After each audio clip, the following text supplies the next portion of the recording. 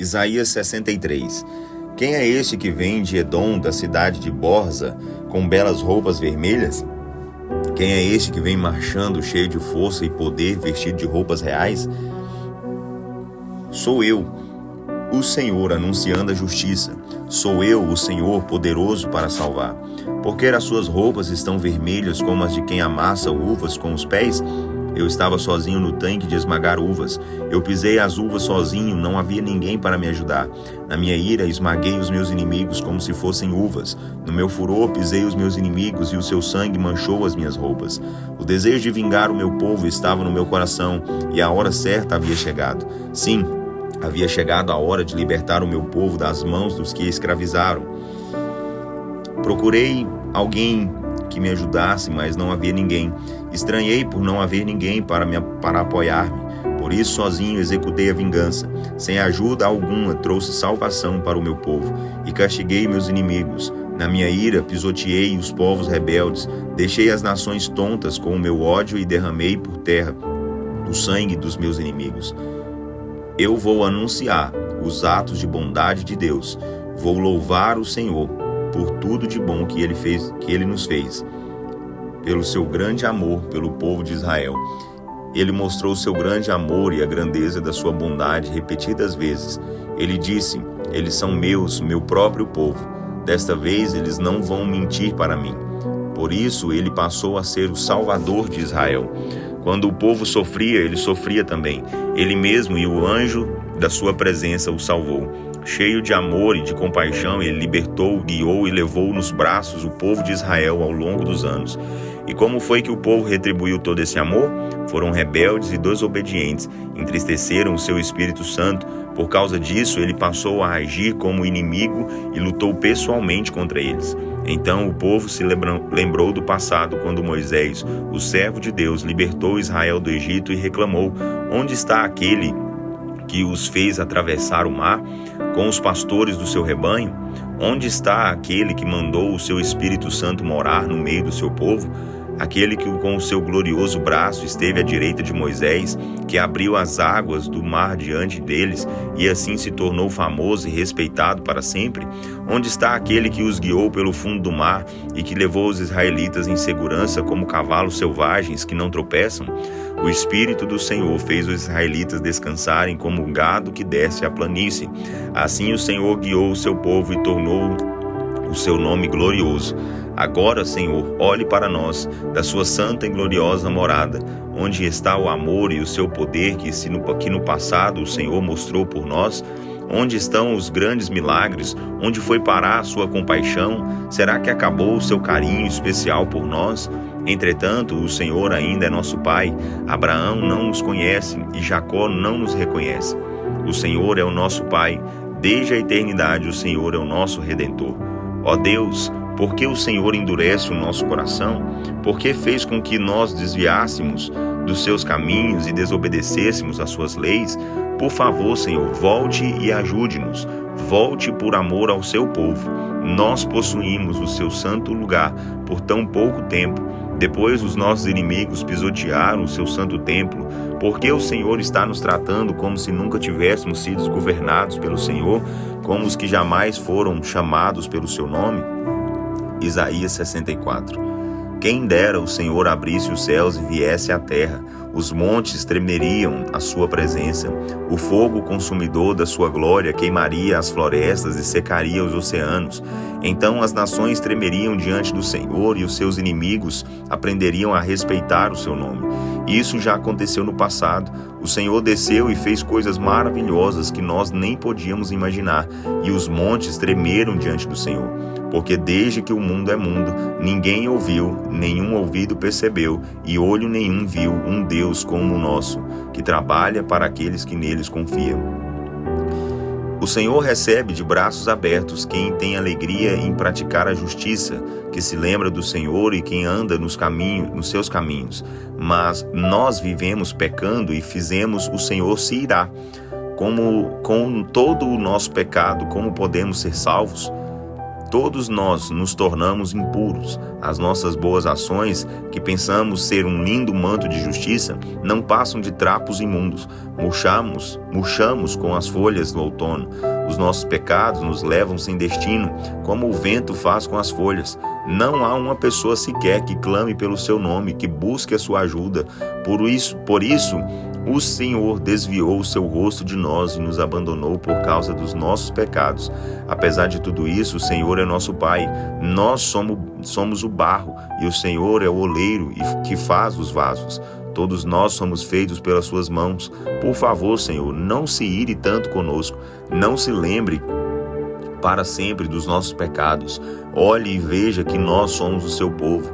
As suas santas cidades sagradas se transformaram em montes de ruínas. O monte Sião está vazio como um deserto e Jerusalém completamente destruída e abandonada. Nosso templo, santo e glorioso, onde nossos pais louvavam o Senhor, foi queimado e tudo que nos era precioso foi destruído. Será que, vendo toda essa desgraça, ó Deus, o Senhor não virá nos socorrer? Ficará calado e continuará a castigar o seu povo? Isaías 65. O Senhor diz: povos que antes nunca se interessaram por mim, agora estão me procurando. Nações que nunca me haviam procurado, agora estão me encontrando. Eu mesmo me apresentei a quem não me conhecia como Deus e disse: estou aqui, eu estou aqui. Mas o meu povo fugiu de mim enquanto eu, dia após dia, estendia minhas mãos para recebê-lo. Um povo que preferiu seguir seus caminhos errados, fazendo a sua própria vontade. Constantemente eles me provocam abertamente, adorando ídolos em jardins e queimando incenso nos terraços de suas casas. À noite eles andam no meio das sepulturas e cavernas, comem carne de porco e em suas panelas têm sopa de carne impura. Apesar de tudo isso, dizem uns aos outros: não se aproximem muito de mim, você pode se contaminar. Eu sou mais santo que você. Esse povo me sufoca de ira. A minha ira é como um fogo que não se apaga. Olhem bem, o meu decreto já está escrito diante de mim. Eu não vou ficar calado, vou castigar esse povo. Sim, eu vou pedir contas, não só pelos pecados que cometeram, mas também pelos pecados de seus pais, diz o Senhor. Porque seus pais também me ofenderam, queimando incenso do alto dos montes e me desafiaram nas colinas. Eu darei a todos eles um justo castigo. Assim diz o Senhor: eu não destruirei todos eles. É como quando alguém encontra uvas boas num cacho de uvas podres e outra pessoa diz: não destrua esse cacho, há algumas uvas boas nele. Eu tenho alguns servos fiéis em Israel e por isso não destruirei a nação inteira. Eu vou separar um remanescente de Jacó e do povo da tribo de Judá para receber por herança as minhas montanhas. As pessoas que eu escolhi viverão ali e serão meus servos. Para o meu povo que me buscou, a planície de Saron servirá de pasto para os seus rebanhos de ovelhas, e o seu gado pastará tranquilo no vale de Acor. Mas todos vocês que abandonaram o Senhor, se esqueceram do meu santo monte e preferiram adorar a deusa Sorte e encherem as taças de vinho para o Deus Destino, fiquem sabendo que eu os destinarei à morte pela espada, e eu farei com que fiquem de joelhos para serem mortos, porque eu os chamei, e vocês não responderam. Eu os avisei, mas vocês não deram ouvidos. Preferiram fazer o mal, bem diante dos meus olhos. Vocês escolheram exatamente as coisas que mais me desagradam. Portanto, assim diz o soberano, o Senhor: os meus servos terão comida à vontade, mas vocês passarão fome. Os meus servos beberão enquanto vocês passarão sede. Os meus servos viverão sempre alegres, enquanto vocês sofrerão tristeza e vergonha. Os meus servos cantarão com alegria de coração, enquanto vocês se lamentarão e gritarão com angústia no coração e uivarão em quebrantamento de espírito. O seu nome vai virar maldição para os meus escolhidos. O soberano, o Senhor, vai matar todos vocês, mas dará um novo nome aos seus verdadeiros servos. Então, se alguém pedir uma bênção ou fizer um juramento, pedirá e jurará pelo Deus da verdade. Eu mesmo confirmarei a bênção e o juramento, porque já terei me esquecido de todas as maldades e pecados que vocês cometeram no passado.